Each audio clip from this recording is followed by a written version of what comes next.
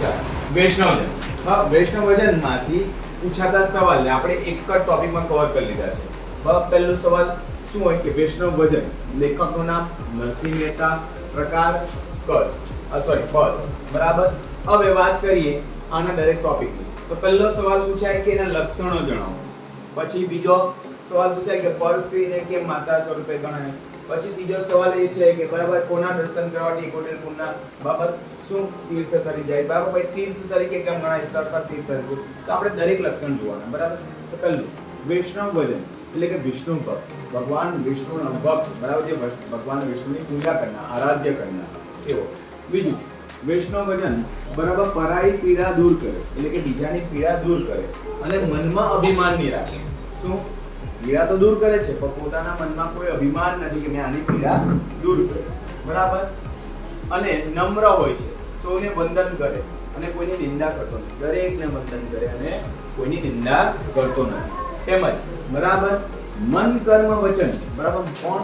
મન કર્મ વચન થી વિરોધાભાસ હોતો નથી, બરાબર. એટલે કે જેવું બોલે જેવું વિચારે તેવું જ કરે, બરાબર. એટલે આને કો સમજણ કેવું બોલે હું ને કરે કેવું એવું નથી, બરાબર. અહીંયા મન કર્મ વચન થી એક જ છે, બરાબર. એટલે કે સાચું ચારિત્ર્ય બતાવે છે, બરાબર. ત્યાં આવી માતાને ધન્ય કીધું છે કવિએ. શું કીધું કે આવા લક્ષણો ધરાવે ને તેની માતા ધન્ય છે, બરાબર. પછી કીધું કે સમદ્રષ્ટિ રાખે એટલે કે સમાન દ્રષ્ટિ, કોઈ નાનું નથી એની દ્રષ્ટિમાં કોઈ મોટું નથી, બરાબર. બધા તરફ એક જ દ્રષ્ટિ, સમાન દ્રષ્ટિ રાખે. પછી શું કીધું? પરસ્ત્રીને માતા સ્વરૂપે ગણે, બરાબર. પરસ્ત્રીને માતા સ્વરૂપે ગણે. તો અહીંયા પૂછાય બી જુલાઈ 2023 માં પૂછાયેલો પરસ્ત્રીને જે માતા સ્વરૂપે ગણે તેના લક્ષણ ધરાવો, બરાબર. એટલે બીજાની સ્ત્રી, બરાબર, પારકી સ્ત્રીને માતા સ્વરૂપે જોઈ છે, બરાબર. કુલ દ્રષ્ટિએ જોતો નથી, બરાબર. એવા લક્ષણ ધરાવે, બરાબર. બીજું પારકા ધનને સ્પર્શ કરતો નથી, બરાબર. બીજાનું કોઈ પડેલું મૂકેલું હોય તેને બી સ્પર્શ નથી કરતો કે અમારું નથી, બરાબર. પારકા ધનનો સ્પર્શ કરતો નથી અને મહેનતનું જ ખાય છે, પોતાની મહેનતનું ખાય છે કે મારા મહેનતનું વગર મને જોતું નથી, બરાબર. અને પારકું ધનનો ત્યાગ કરે છે, બરાબર.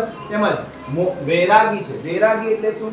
મોહ માયાનો અભાવ, બરાબર. શંકર ભગવાન કેવા હતા? વૈરાગી હતા. એ લોકોને કોઈ મોહ માયા નહીં, તેવા જ હતા. એટલે વૈરાગી હોય છે, બરાબર. એટલે વૈષ્ણવ ભજન કેવા હોય છે? વૈરાગી હોય છે. એટલે કે એના પર મોહ માયાનો કોઈ બાબત સ્પર્શ થતો નથી, એટલે મોહ માયા હોતી નથી એમને. તેમજ વણલોભી હોય છે. વણલોભી એટલે લોભ વિનાનો, બરાબર. લોભ વિનાના હોય છે. તેમજ એ લોકો કામ ક્રોધ ઉપર વિજય મેળવેલો હોય છે. તો આ હતા વૈષ્ણવજનના લક્ષણ.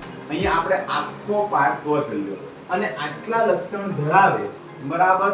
તેના દર્શનથી એ પોતે પૂર તરી જાય એવું કવિ કહે છે, બરાબર. એટલે કે તમને સવાલ ગમે ત્યાંથી પૂછે અહીંયા આટલુંમાં બધું કવર થઈ જાય.